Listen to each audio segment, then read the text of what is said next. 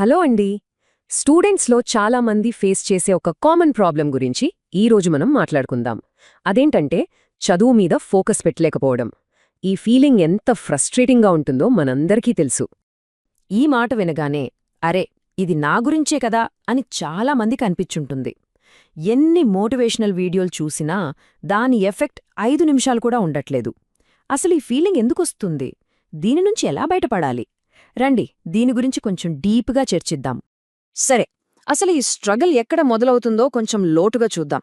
ఇది కేవలం ఇంట్రెస్ట్ లేకపోవడం మాత్రమే కాదు, దాని వెనుక ఇంకా ఏదో ఉంది.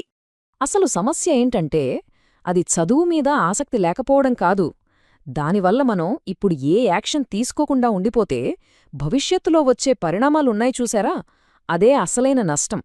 ముఖ్యంగా 14 నుంచి 25 ఏళ్ల వయసు.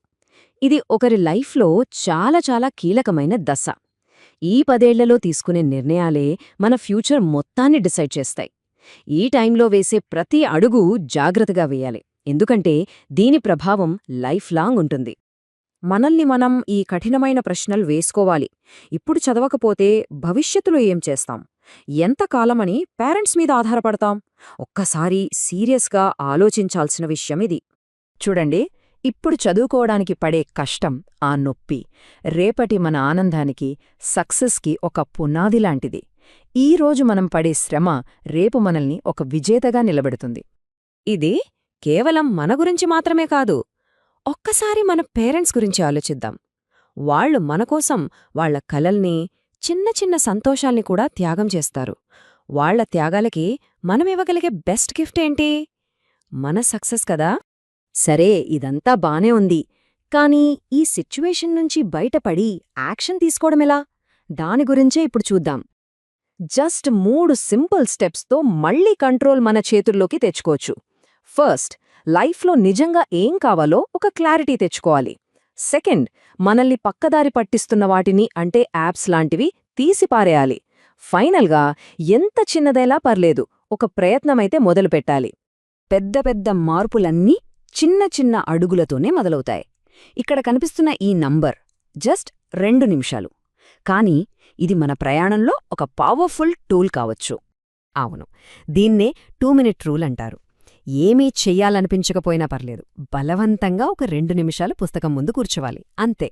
మెల్లమెల్లగా ఆ 2 నిమిషాలు 10 నిమిషాలవుతుంది, తర్వాత అరగంట అవుతుంది. అలా మనకే తెలియకుండా గంటల తరబడి చదివే అలవాటుగా మారిపోతుంది. అయితే ఈ ప్రయత్నాన్ని కంటిన్యూ చెయ్యాలంటే మనకొక బలమైన ప్రేరణ ఉండాలి. అదేంటో ఇప్పుడు చూద్దాం.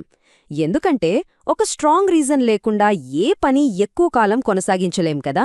మన చదువుకు ఒక బలమైన ఎందుకు అనే కారణం ఉండాలి. అది ఏదైనా కావచ్చు. వీడు ఫెయిల్యూర్ అని తక్కువ చేసి మాట్లాడిన వాళ్ల నోరు మూయించడానికైనా కష్టపడాలి, లేదా అసలు నాలో ఎంత పొటెన్షియల్ ఉంది అని మనకు మనం తెలుసుకోవడానికి చదవాలి. అన్నింటికన్నా ముఖ్యంగా మన అమ్మానాన్నల ముఖంలో ఆనందాన్ని చూడటానికైనా చదవాలి.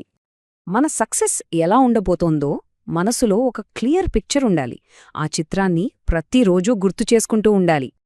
మన డెడికేషన్, మన సక్సెస్ మన జీవితాన్ని ఇలా మార్చేస్తుంది. ఒకప్పుడు మనల్ని బ్లాక్ చేసిన వాళ్లే మన గురించి సర్చ్ చేసే రేంజ్కి ఎదగాలి. ఒక్కసారి ఆ సక్సెస్ టేస్ట్ చేస్తే మళ్ళీ వెనక్కి తిరిగి చూడరు. ఒక్క విషయం గుర్తుపెట్టుకోండి, ఇన్ని లక్షల వీడియోలు ఉండగా ఈ విషయం తెలుసుకోవాలని ఇక్కడికొచ్చారంటేనే మీలో ఏదో సాధించాలనే తపనున్నట్టే లెక్క. దాన్ని ఎప్పుడూ తక్కువ అంచనా వెయ్యొద్దు. ఆ కోరికను సజీవంగా ఉంచుకోవాలి. ఫైనల్గా ఈ మాటను గుర్తుంచుకోండి, ప్రయత్నం చేయడమే ఒక పెద్ద విజయం. మనస్ఫూర్తిగా ప్రయత్నిస్తే సక్సెస్ తప్పకుండా వస్తుంది.